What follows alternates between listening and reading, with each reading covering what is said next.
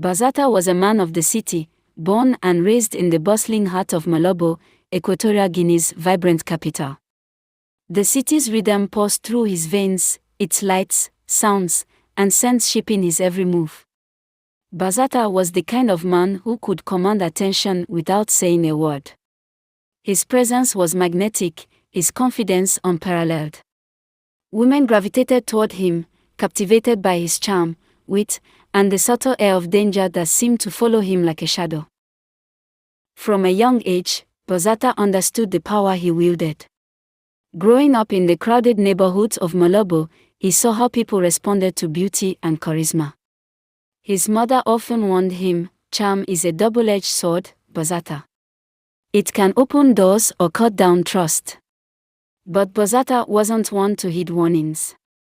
His father, a stern dockworker, had instilled in him a resilience that bordered on arrogance. He believed he could take on the world, and he did. As a young man, Bazathar was ambitious. He started as a salesman, moving goods in the crowded markets of the city. His talent for persuasion was unmatched, and soon he found himself climbing the social ladder. By his late 20s, he was running a successful import-export business. His wealth grew, but so did his reputation as a heartbreaker. Bazathar didn't just seduce women, he enthralled them. His words were poetry, his gaze a promise of passion, and his touch a gateway to another world. The city was his playground, and its women were his muse. From the posh districts of wealth to the lively bars of the working class, Bazathar left a trail of broken hearts. What made him so dangerous wasn't just his looks or charm but his ability to make every woman feel like the only one. Married women were his specialty, their loneliness and dissatisfaction an open invitation. He had a knack for finding cracks in relationships and slipping through them unnoticed. There was Monica, the wife of a high-ranking government official. She was elegant, intelligent, and deeply unhappy in her gilded cage of a marriage. Bazathar met her at a charity gala, and their chemistry was instantaneous. For months, they met in secret, stealing moments in luxury hotels and secluded corners of the city. Monica confessed things to him she had never told her husband, her dreams, her fears, her regrets. But Bazathar, ever restless, moved on when the thrill faded, leaving Monica to pick up the pieces of her shattered life. Then there was Sophia, a teacher in a local school, whose husband was a struggling musician.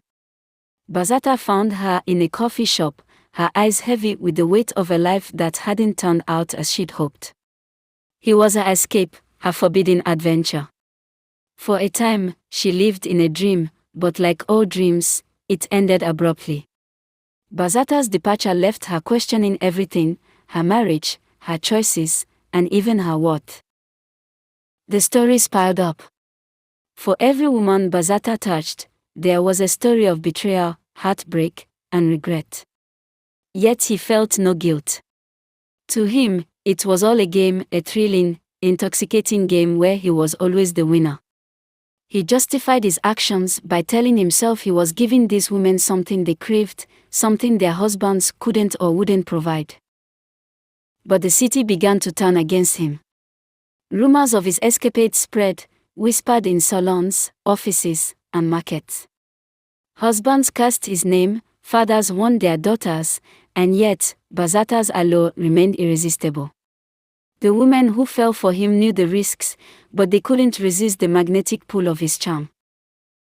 Everything changed when Bazathar met Mariama. She wasn't like the others. Mariama was a journalist, sharp and fearless, with eyes that seemed to see right through him. She didn't fall for his charm, not immediately, at least. She challenged him, questioned him, and for the first time in his life, Bazathar felt exposed. Mariama made him confront parts of himself he had long ignored, parts he had buried beneath layers of charm and bravado. Their relationship was tumultuous, filled with passion and conflict. Mariama loved him but refused to be another notch on his belt. She demanded more from him, honesty, commitment, change. Bazathar tried. For a time, he tried to be the man she saw in him. But his past was a heavy chain, and the city never forgot. Husbands and brothers of the women he had wronged began to close in. Threats became a part of his daily life. One night, Bazathar and Mariama were walking through a quiet street when a group of men confronted them. They were led by Matteo, the husband of one of Bazathar's former lovers. Matteo's rage was palpable, his voice trembling with years of suppressed anger. He accused Bazathar of ruining his marriage, of destroying lives without a second thought. Bazathar tried to defend himself, but words failed him. For the first time, he saw the full extent of the damage he had caused, not just to the women he seduced but to their families and communities. The confrontation turned violent. Matteo and his men attacked, their fury fueled by years of resentment. Mariama tried to intervene, but it was too late. When the dust settled, Bazathar lay on the ground, battered and broken. As he took his final breaths, the city seemed to mock him. The lights that once symbolized his triumphs now flickered indifferently. Mariama held him, tears streaming down her face. "Why, Bazathar?" she whispered. "Why couldn't you see what you were doing?" Bazathar's last words were barely audible. "I thought I was leaving, but I was just running." And then he was gone, his life a cautionary tale etched into the memory of the city he once ruled. The streets of Malabo carried on, indifferent to the man who had burned so brightly and fallen so tragically. Mariama wrote his story, exposing the pain and consequences of his choices, ensuring that Bazathar's name would not be forgotten, but not for the reasons he had once desired.